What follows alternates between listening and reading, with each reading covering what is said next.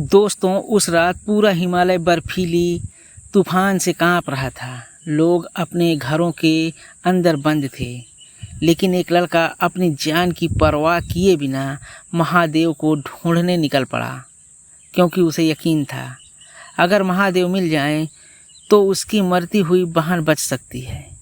लेकिन उसे नहीं पता था कि कैलाश की उस यात्रा में उसे सिर्फ महादेव ही नहीं बल्कि मौत का भी सामना करना पड़ेगा।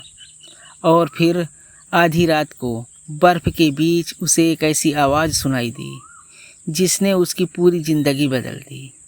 हर हर महादेव। दोस्तों, उस लड़के का नाम था रुद्र। रुद्र बहुत गरीब था, लेकिन उसका दिल बहुत साफ था। उसकी छोटी बहन गौरी ही उसकी पूरी दुनिया थी। माँ बाप बचपन में गुजर चुके थे। रुद्र मजदूरी करके अपनी बहन को पालता था, लेकिन एक दिन गौरी बहुत बीमार पड़ गई। गांव के वैद्य ने कहा, अब सिर्फ भगवान ही से बचा सकते हैं। ये सुनकर रुद्र टूट गया। उस रात वो शिव मंदिर गया। आंखों में आंसू लेकर बोला, महादेव, अगर मेरी भक्ति सच्ची है तो मेरी बहन को बचा लो। तभी मंदिर के पीछे से एक अजीब आवाज़ आई, अगर महादेव को पाना है तो कैलाश की यात्रा करनी होगी। रुद्र ने पीछे मुड़कर देखा। एक बूढ़ा साधु खड़ा था, सफ़ेद दाढ़ी, हाथ में त्रिशूल और आंखों में अजीब चमक। साधु बोला, लेकिन याद रखना, कैलाश तब वहीं पहुंचता है। कैलाश तक वही पहुंचता है जिसकी भक्ति सच्ची हो। रुद्र तुरंत तैयार हो गया, क्योंकि उसके लिए उसकी बहन की ज़िंदगी सबसे ज़रूरी थी। अगली सुबह रुद्र कैलाश की यात्रा पर निकल पड़ा। ऊंचे पहाड़, खतरनाक रास्ते, जंगल, भूख, ठंड, लेकिन उसके होठों पर सिर्फ एक नाम था, हर हर महादेव।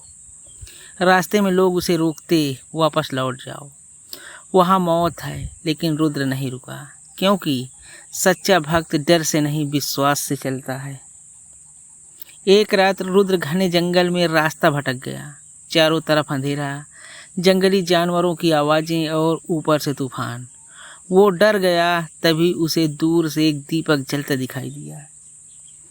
वो वहाँ पहुँचा। एक छोटी सी गुफा थी और अंदर वहीं बूढ़ा साधु बैठा था। साधु मुस्कुराकर बोला, डर गए? रुद्र बोला, हाँ, लेकिन महादेव मेरे साथ हैं। साधु की आंखों में चमक आ गई।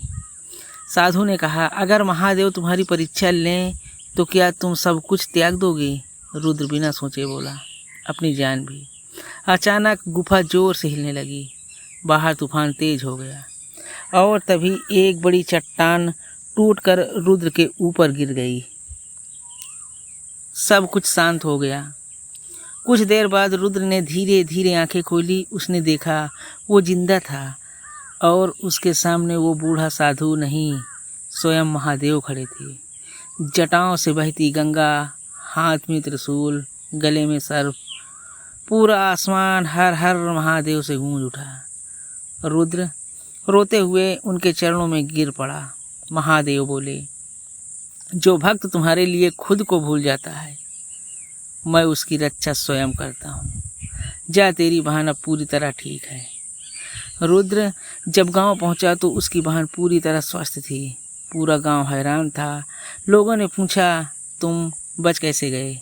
रुद्र मुस्कुराया और आसमान की तरफ देखकर बोला, जहाँ दुनिया साथ छोड़ देती है, वहाँ से महादेव साथ देना शुरू करते हैं। दोस्तों, अगर ज़िंदगी में मुश्किलें हैं तो डरना मत, क्योंकि महादेव मुश्किलें नहीं, उन्हीं को देते हैं। क्योंकि महादेव मुश्किलें उन्हीं को देते हैं जिन्हें वो मजबूत बनाना चाहते हैं। अगर विश्वास सच्चा हो तो महादेव मौत के रास्ते से भी वापस ले आते हैं। महादेव को आवाज़ नहीं, सच्चा विश्वास चाहिए। प्रेम से बोलो, हर हर महादेव, हर हर महादेव।